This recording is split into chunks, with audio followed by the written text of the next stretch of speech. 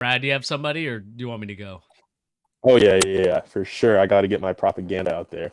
You're Um, Let's get it. for sure. So I have two, but the first one would be Jaden McDaniels. Jaden Um, McDaniels. Yep. Okay. this guy is a stud. Honestly, I saw him play at the Jamal Crawford Pro Am with Paulo and Paulo and Chet, and it looks like his handle has improved a lot. I know he's not playing against other NBA players, but you can see when somebody has an improved handle, they're dribbling more confidently, and he doesn't even need to play make for the Timberwolves. Really, he just has to be able to attack off of what Anthony Edwards creates, off of the tension that Cat creates, and I think he can do that. We saw it in the playoffs last year.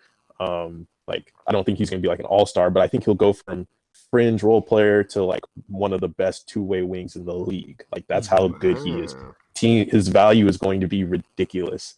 In that series against the Grizzlies, he had a block every single game. He had 3 blocks game one, 3 blocks game two, a block game three, a block game four, two game five, one game six. And then game six is that game where he went 5 for 6 from three, where everyone was like, okay, this guy is like, he can really be something in this league, like a two-way wing.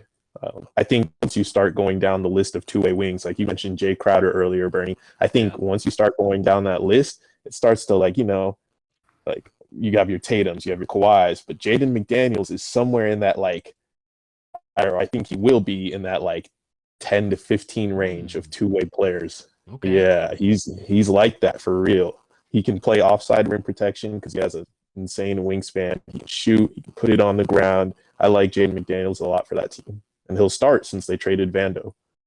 Yeah. I mean, Pete, do you want to take the reins on this one for a second?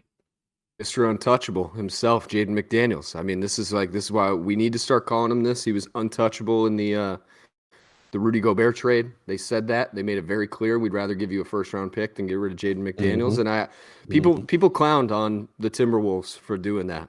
And I was one of the people, I thought it was a little funny to call him untouchable, but I agreed. I would rather have that guy than a first-round pick, like a hypothetical first-round pick. Like Jaden McDaniels has got all the tools. And one of the things I think that makes him so good for this team is he doesn't ask for a lot. He doesn't demand a lot offensively. He doesn't need the ball. He's just out there. And I think one thing too, like Brad said, he fits the squad really well. He really does, especially with their size on, up in the paint with Cat and Gobert.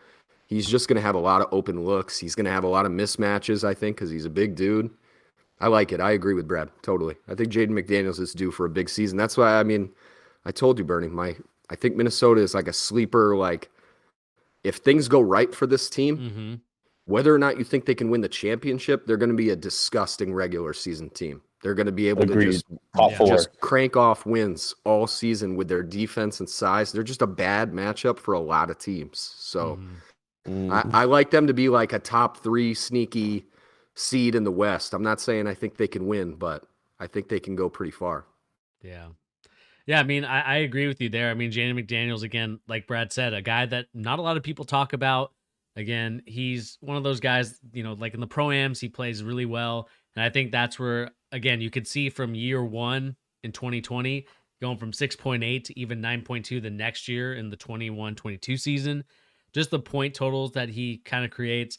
3-point shot-wise, maybe last year was a aberration just in terms of, he shot a lot more threes this year than he did the year prior.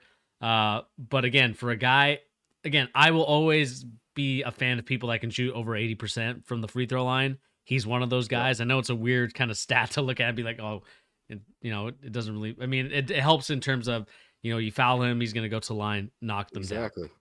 It's critical.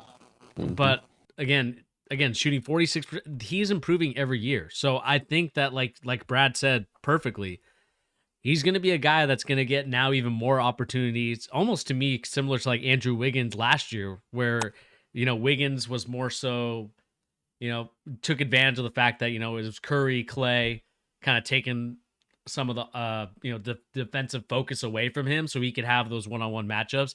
I think you could potentially see the same thing with McDaniels.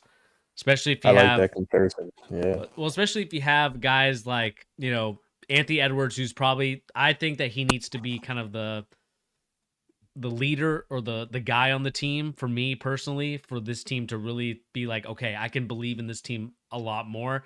I love Cat, but I think for me, as much as I am a Cat defender, defensively, he still needs a lot of work to improve on. And so I'm curious to see how that works. I know they brought in Rudy Gobert for that reason, but if you can take the focus away and get, those three, at least those two guys, right, and Cat and Anthony Edwards, McDaniels can slide right in there, make those shots that Andrew Wiggins was making for the Warriors and attacking the basket and getting those mismatch opportunities like Wiggins was for the Warriors. Again, McDaniels will be a key piece for this team if they, want to go forward. For sure. I love it. I love the propaganda. I'm gonna stick with the trend unless Bernie, you don't want me to do this. I actually had another Minnesota Timberwolves player. No, go ahead.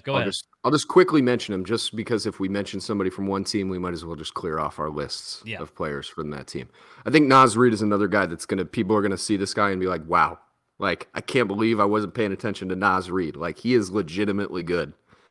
I don't know if people understand that Naz Reid is as talented as he is, but he's another guy that's gonna thrive. Like this is a team that theoretically is going to have 3 All-NBA players, right? Whatever you think about Rudy Gobert, whatever you think about Cat, Anthony Edwards, I think this is Anthony Edwards' All-NBA jump season, personally. I think he's going to, I don't think all 3 of them are going to end up on All-NBA, but this is a very top-heavy team, and they're going to draw tons of attention to those 3 guys, and some of these role players are going to actually get a chance to thrive and show off, like, we actually have something else that we can do.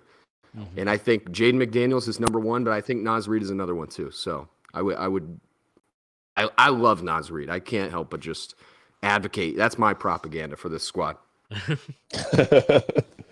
Really quick, I'm just going to read some comments from Drunk. He said, I'll read more of your Minnesota comments more so. So Jaden McDaniels is one of those players who definitely has a lot levels to unlock. I like him. I hope Rudy Gobert and Cat work out together. If Rudy Gobert and Cat don't work out, Cat going to be the odd man out, I promise. Should be.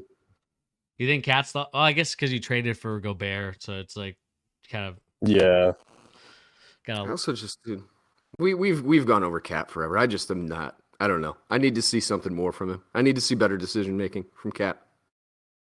I feel like we're going to see worse this year. He's just going to shoot threes all year. I mean, honestly, as long as I think this team is going to do great as long as they just let Anthony Edwards take the reins. I mean, he's clearly the best player on the team. Let him take over and see what happens. Yeah. All right. So let's move on.